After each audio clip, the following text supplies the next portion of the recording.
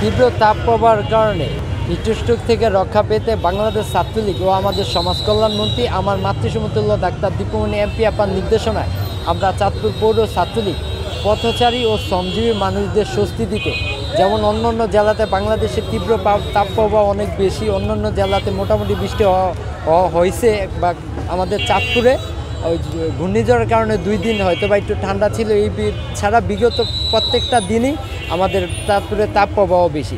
এই কারণে মানুষকে স্বস্তি দিতে আমরা মাথার ক্যাপ, বিশুদ্ধ ঠান্ডা পানি এবং খাবার স্যালাইন বিতরণ করি। আসলে সাধারণ মানুষের জন্য কিছু করতে পারলে নিজেদের কাছে নিজেদের খুব সফল মনে হয়।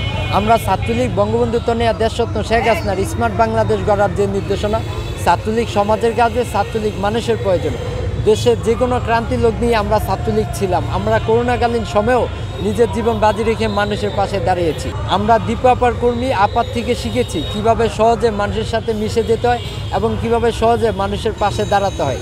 এই বাসনায় উজ্জীবিত হয়ে আমার ছাত্রলীগের ভাইদের সাথে নিয়ে আমি এই আয়োজন করি। ইনশাল্লাহ আমাদের বাংলাদেশ ছাত্রলীগ থেকে নির্দেশ দেওয়া আছে বৃক্ষরোপণ এবং কি গরমের কর্মসূচি, শরবত বা ঠান্ডা পানির কোমল পানি বিতরণ করার জন্য।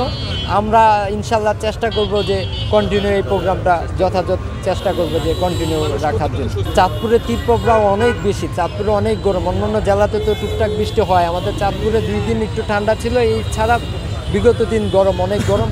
আমার মনে হয় যে মানুষ একটু স্বস্তি পাবে। আর যাদেরকে আমরা বিতরণ করেছি সবাই হচ্ছে যে উৎসাহ দিয়ে করেছে যে না ভালো একটা উদ্যোগ, এবং কি সবাই স্বস্তি পেয়েছে যে এই উদ্যোগটা।